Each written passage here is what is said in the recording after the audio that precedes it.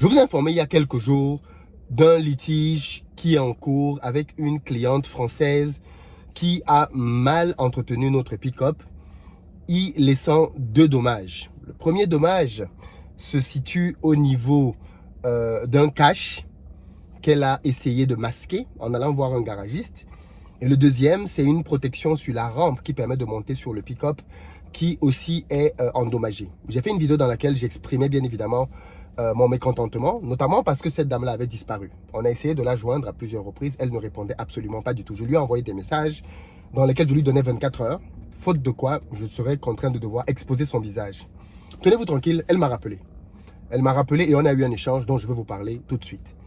Elle m'a appelé déjà pour reconnaître, ça c'est ce qui est intéressant, reconnaître effectivement que le pick-up a eu un souci quand il était sous sa responsabilité. Elle dormait, le matin elle s'est réveillée, elle a trouvé qu'il y avait un cache qui avait disparu, ce qui est très bizarre. Et suite à cela, elle a décidé d'aller voir un garagiste à côté pour essayer de réparer. Première chose que je lui ai demandé, madame, de quel droit? De quel droit? Est-ce que vous pouvez faire ça en France? Vous prenez un véhicule de location. Le contrat est clair là-dessus.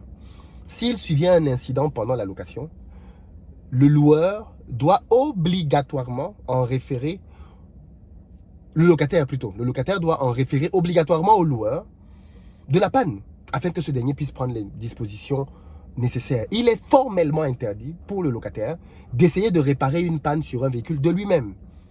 Ce qui est ma foi normal. Tu ne peux pas aller prendre la voiture de quelqu'un, tu as un problème avec la voiture et tu vas essayer de réparer. Donc je lui ai dit, mais du coup ça veut dire que si vous preniez la voiture et que vous allez dans ce garage-là et que ce garage avait le cache, vous auriez simplement remplacé le cache et on n'aurait jamais su ce qui s'est passé. Et c'est là que c'est grave.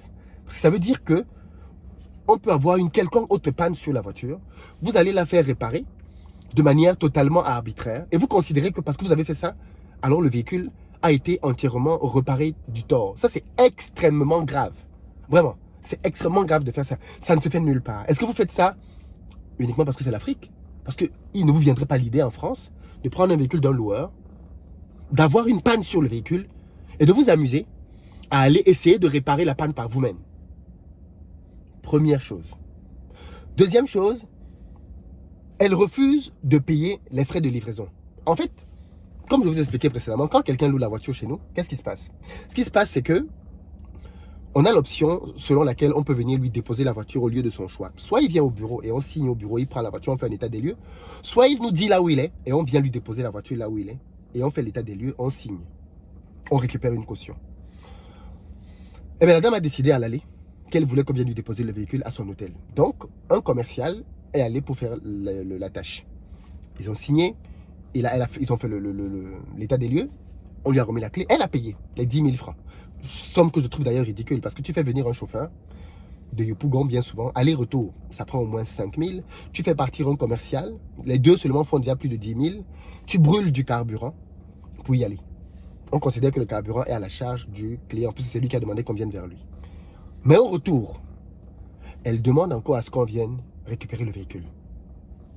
Donc le gars, il va avec le chauffeur pour récupérer le véhicule, le commercial. Arrivé sur place, quand on lui demande de payer les frais pour le retrait, elle dit non, elle ne paye pas les 10 000 parce qu'on ne lui a pas dit qu'elle devait payer au retour. Mais madame, un peu de bon sens, un peu de logique.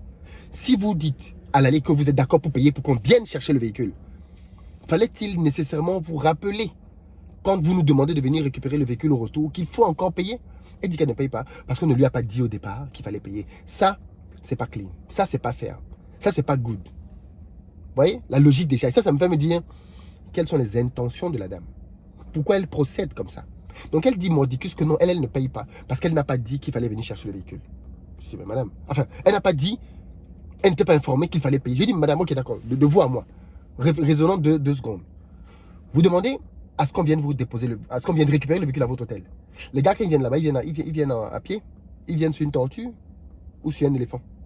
Peut-être parce que c'est en Afrique ici, les gars, vous pensez qu'ils se déplacent sur des éléphants ou des tigres ou des singes. On est d'accord qu'ils viennent en transport. Ils payent ce transport comment? C'est la même chose. On fait venir un chauffeur de chez lui. Il vient à la base. De la base, il part avec un commercial parce que les deux viennent pour 2 rôles différents. Le commercial vient pour terminer le contrat, le chauffeur pour pouvoir récupérer le véhicule. Donc ça fait 2 personnes qu'on mobilise. Vous voyez bien 2 personnes face à vous. Vous pensez qu'elles sont arrivées face à vous comment? Pire encore, vous leur donnez le véhicule à votre hôtel. Mais entre votre hôtel et notre base, ils doivent rouler avec le véhicule. Qu'en est-il du carburant qu'ils brûlent sur le trajet? À quel moment vous le remboursez? Là, elle me dit, oui, c'est vrai, vous avez raison. Je dis, madame, c'est du bon sens. C'est du bon sens. Et en plus, on ne vous taxe pas cette opération. On ne vous taxe pas cette opération. On vous demande 10 000 francs pour rembourser les frais. On ne vous taxe pas cette opération. Ce qu'on devrait facturer, parce que c'est un service VIP. Si tu ne veux pas venir à l'agence, c'est que tu considères que tu es VIP. Donc, tu dois pouvoir assumer les frais que le VIP exige, demande. Deuxième élément. Troisième élément, je lui dis, madame, le cash. Pas le cash. La rampe pour monter sur le véhicule a disparu. Elle dit, oui, mais je ne sais pas à quel moment cette rampe a disparu. Je dis, madame, là n'est pas la question. Elle a disparu. Entre le moment où vous avez pris le véhicule et le moment où vous la restituez, vous voyez bien dans l'état des lieux qu'il y avait bien la rampe de protection. Là, quand on vous récupère le véhicule, il n'y a plus la bande de protection de la rampe. Du coup, je me demande où est-ce que cette dame est partie avec la voiture? Où est-ce qu'elle est partie avec la voiture? Pour qu'un cache soit percé, elle a peut-être eu un choc frontal. Où est-ce qu'elle est partie avec la voiture pour que la rampe lâche?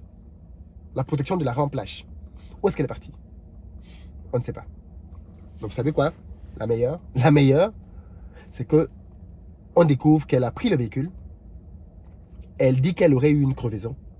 Et face à sa crevaison, elle est allée voir un garage. Elle a demandé au garage de réparer la crevaison. Et le garage lui a facturé 5 000 francs. Et donc, elle dit que ces 5 000 francs-là, on doit lui rembourser ça. Donc, de sa caution, on doit lui rajouter 5 000. Donc, elle refuse de payer le déplacement des gars.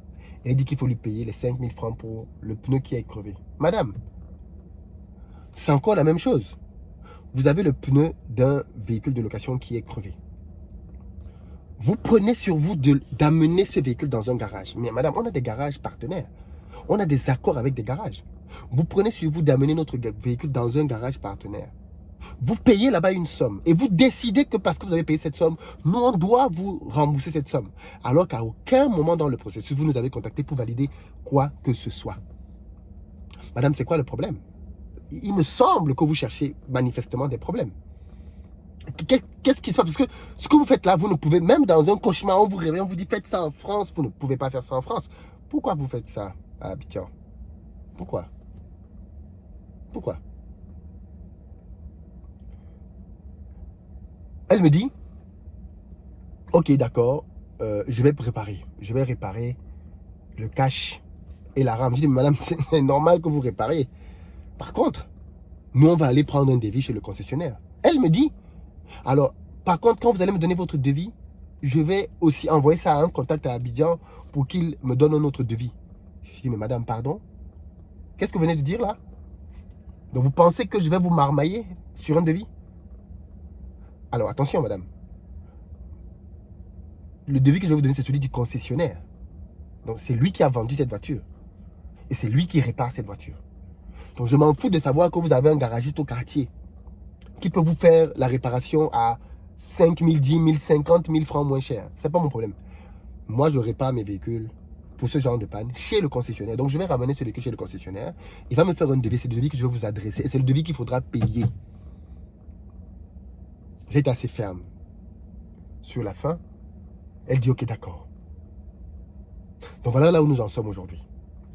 Nous avons ramené le véhicule chez le concessionnaire. Nous allons recevoir un devis bientôt que nous allons lui adresser. Mais qu'est-ce que tout ça vous inspire? Ce sont des manquements graves.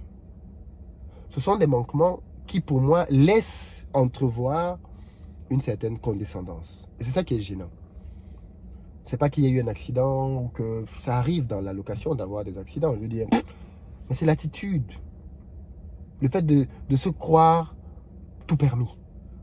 De penser qu'on peut faire des choses que l'on n'imaginerait pas possible ailleurs. Ça interroge. Moi, ça m'interroge. Qu'est-ce que vous en pensez, vous? Quelle analyse vous faites de la situation? Et surtout, quelle est la suite que vous pensez qu'il faut donner à ce dossier? Je rappelle qu'on lui a déposé le véhicule à 14 h. Elle devait le remettre à 14 h. on l'a récupéré à 19 heures. Chaque heure supplémentaire coûte 10 000 francs. 5 heures, ça fait 50 000 qui n'ont pas été facturés pour le moment. Mais je me demande s'il ne faut pas les rajouter à la facture. Parce qu'au stade où on en est, face à la mauvaise foi. Alors maintenant, je me dis, bon, elle a accepté de payer. Tu vois, à partir du moment où elle dit qu'elle a accepté de payer, c'est à mettre aussi, à prendre en compte, parce que c'est aussi une marque à son niveau de bonne foi. Elle reconnaît qu'elle veut payer. Elle reconnaît les pannes. Donc, l'un mis dans l'autre, ça reste une cliente, mais voilà. Alors, j'ai écouté aussi. Maintenant, je vais répondre à 2-3 personnes qui disent, oui, Philippe, tu viens parler de tes clients dans les vidéos. Primo, je vais vous dire une chose. Chaque jour, quand je dors et je me réveille, il y a de nouveaux dossiers. Je parle ici sur cette chaîne de peut-être 1% des problèmes. Il y a tellement de nouveaux problèmes chaque jour. Chaque jour, il y a de nouveaux problèmes. Donc, n'ayez pas le sentiment que je vous parle de tout. Pas du tout. Je vous parle de temps en temps de faits marquants. C'est tout. Quand j'estime qu'il y a quelque chose à pointer du doigt, voilà, j'en parle. Je n'expose jamais mes clients. Jamais. Cette dame-là, vous ne pouvez pas la reconnaître. Vous ne la connaissez pas. Et c'est la première fois d'ailleurs que je parle comme ça d'une cliente. Parce que pour le coup, quand j'ai fait la vidéo, elle était en fuite. On n'avait aucune nouvelle, elle ne répondait à rien du tout. Et suite à la vidéo, elle est réapparue. Tertio, il y a des clients dont je veux bien me passer dans mon business. Parce qu'il faut avoir le sentiment que quand vous avez un business, vous êtes prêt à avoir tous les clients. Non, il y a des clients malous dont tu ne veux pas. Des clients malhonnêtes qui vont faire plus de mal, plus de tort à ta boîte que de bien. Donc si quand quelqu'un voit que j'expose les malots, ça l'inquiète et il ne veut pas venir chez moi, pas de problème. Ça veut dire que c'est quelqu'un qui est un malot. Il n'y a qu'un malot qui peut avoir peur qu'on l'expose. Moi, je fais du business avec beaucoup de gens. Je veux dire, enfin, au stade où j'en suis là, je fais du business avec beaucoup de gens. Vous avez entendu quelqu'un venir dire que dans le business, je n'ai pas respecté une clause contractuelle, je ne l'ai pas payé ou bien... Vous avez entendu quelqu'un venir dire ça? Non, je respecte mes deals. Je respecte mes clauses. Et j'ai beaucoup de personnes avec qui je travaille. Beaucoup. Donc, j'attends aussi des gens qui soient corrects, qui soient réglo, à minima. S'ils ne le sont pas, ben on va discuter, c'est pas sérieux. Vous voyez ce que je veux dire? Donc l'idée pour moi ici, c'est de dire que toujours, j'essaie de donner la meilleure prestation à mes clients. Mais quand je face à des clients qui font preuve d'une mauvaise foi ou d'une tentative d'extorsion, de malhonnêteté, parfois il faut taper du poing sur la table et passer un message très clair, qui est de dire, avec ça je ne suis pas d'accord, et ça ne va pas passer. C'est ça l'idée derrière. Dites-moi ce que vous en pensez. À très bientôt.